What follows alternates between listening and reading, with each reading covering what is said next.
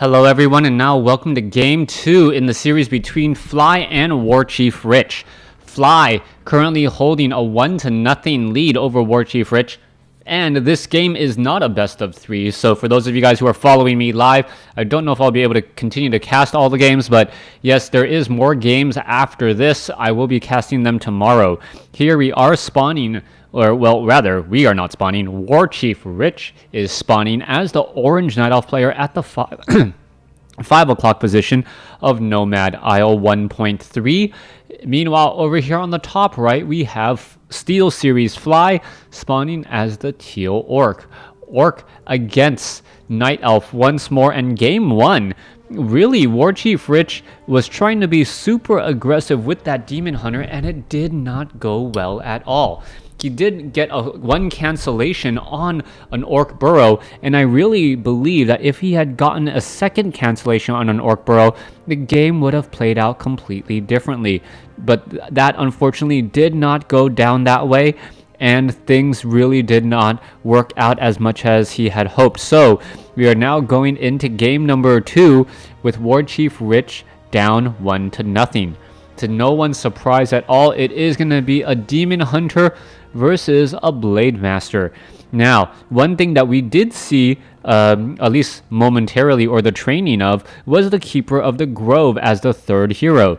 Now, the Keeper of the Grove as a third hero is a very interesting choice because the Keeper of the Grove can shut down grunts for a rather long time. Rather than, say, a very, very long stun, the Keeper of the Grove roots a unit and it takes it out of the battle for a long time, as long as that spell is not quote-unquote dispelled, say, by a Spirit Walker. The Spirit Walker, however, has to be very considerate of how he uses his mana. The Spirit Walker's disenchant does cost more than a priest's dispel magic, and because of that, he cannot really spam it oh so freely, as the Cyclone does pick up an enemy hero for quite a bit of time.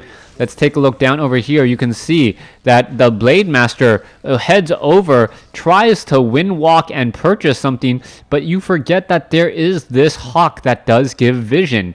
Because of that pesky little hawk, the Blade Master cannot just buy some of those items. All right, let's go ahead and head back over here.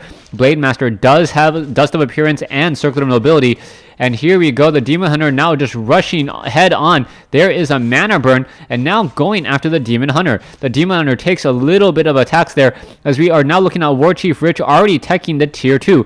A second mana burn goes in, and now the Blade Master is relatively low on mana, down 100, making it very difficult for him to wind walk harass any longer. Demon Hunter still at least knocking on the front door of the Voodoo Lounge. That Voodoo Lounge just wants to be able to sell its wares. Apparently, the Demon Hunter is some sort of robber baron. Well, I guess the robber baron is if he opens up a Voodoo Lounge right here and sells everything at 10% off. No, he's not a robber baron. That Demon Hunter is just running around over here to the top left. And I have no idea where that robber baron reference came from. Just having a little fun today. Hope you guys are enjoying it. Taking a look here, a 5-4-3 creep camp, very easy to take out. Grunts are going to come in and join in on the fight. There's that Renegade Wizard taking an extra bit of damage. The big problem is that the Giant Wolf is actually critically striking, or actually dealing 40 bonus damage, or 40 damage. So that is a very, very large amount of damage to deal, especially against these grunts and these other units. That Frost Armor was making all the attacks a little bit longer, as well as the Demon Hunter now looking to back off. Grunt's now trying to get away. You can see that the Huntress is trying to chase after those units, and the Grunt will be able to hide back on the inside with no real problem, and all it's going to really cost in terms of damage is 33 gold, as he quickly uses a Healing Salve. Alright, Healing Salve getting those units all the way back up to full, or pretty much close enough for government work, so to speak. The Demon Hunter still very, very low on experience, with none on the board right now. He is currently not in a good spot. You can see that the Blade Master is harassing rather nicely the Huntress, now trying to get away. Huntresses do have very good movement speed. There is the attack on the Blade Master, but it doesn't really amount to much when you think about it, since the Blade Master is already back up to full hit points, while the Huntresses themselves are currently low. Even at nightfall, while they have regeneration, they cannot afford this fight here, as the Blade Master, a little bit of trouble here. Can the Huntresses get in front and get enough damage onto a Grunt or two? That low hit point Grunt in a bit of trouble, as we are now upgrading to Tree of Eternity already and getting an Ancient of Wind. WarChiefRich really spending his gold and really maximizing here, as he is also going to dual Ancient of Winds and a Tree of Eternity. I believe he is foregoing his additional hero right now for faster Druids of the Talon. Coming back around, we are seeing a Beastmaster, yes, now make its way out, regrouping with the Demon Hunter, and now venturing forth for a second push. Now, this push is much earlier, I feel, than the previous one. Actually, no, it's about the 5-minute mark, but he is just in so much of a better position.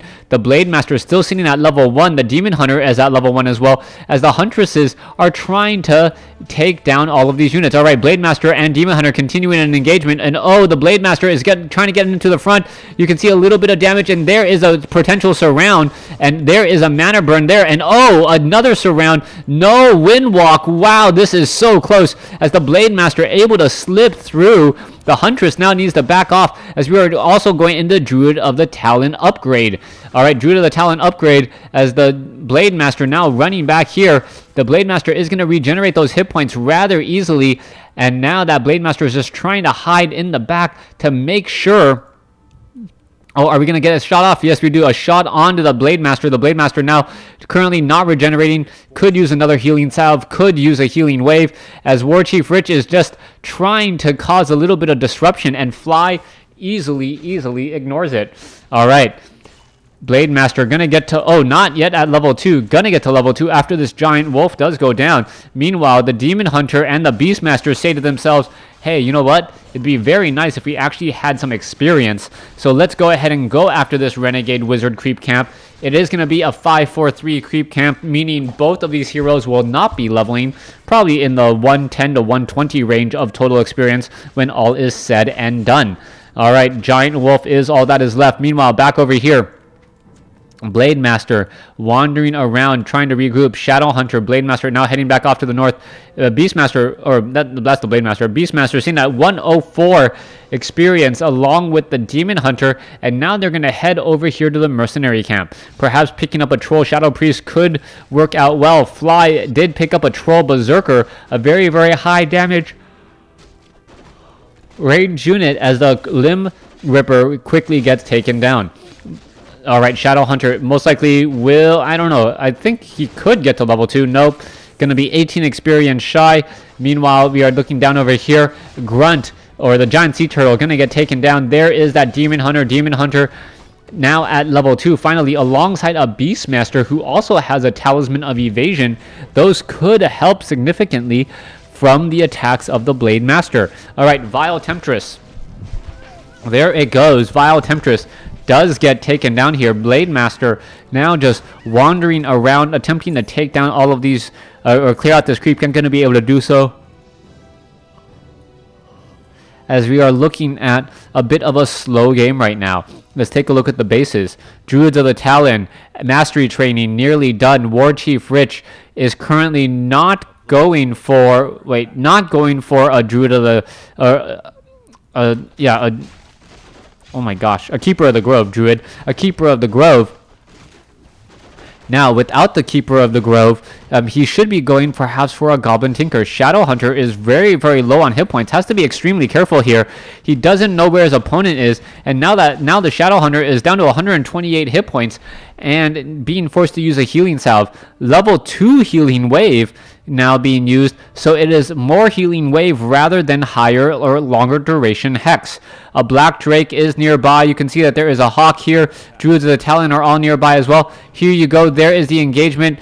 Dark Wizard now making its way over, and we are going to have a bit of a fight on our hands. Orb of Venom getting in some damage. All right, there is a Goblin Tinker dropping that Pocket Factory a bit out of position there as the Black Drake now going after WarChiefRich's unit in the back. Let's take a look over here on the top left. Troll Berserker, Raider, Shadowhunter sitting at level 3, so it looks as though Fly still has the lead in terms of the overall tempo and pacing of the game, as WarChiefRich is seen on a level 3 Demon Hunter now and level 3 Beastmaster. That is going to come as a bit of a surprise, as the Shadowhunter more than halfway, or at least very well on his halfway to level 3. Goblin Tinker now added in as well. Pocket Factory joining in on the fight. There's a mana burn, and this is not looking good. All right, Blade Master gonna get cycloned up again. No, instead it is gonna be another grunt, as all the units are just getting picked apart slowly but surely. Down goes another grunt there. The Goblin Tinker now seen at level 2, as the Blade Master is still up in the air. That Blade Master is just pretty much being countered continuously with nowhere to go. All right, what are we going to be having next? It looks like one Raider will get taken down. Another Grunt could get taken down. 2 Grunts could get taken down. In fact, there goes one. There goes another. And this is just not looking good for Fly, as I believe this is going to be the GG. Shadowhunter gets in a quick surround here. Kodo Beast trying to eat some units. There goes the Shadowhunter. And there is the GG. We are now all tied up at 1 game apiece. Thanks for watching. Thanks for listening. Hope you guys enjoyed it.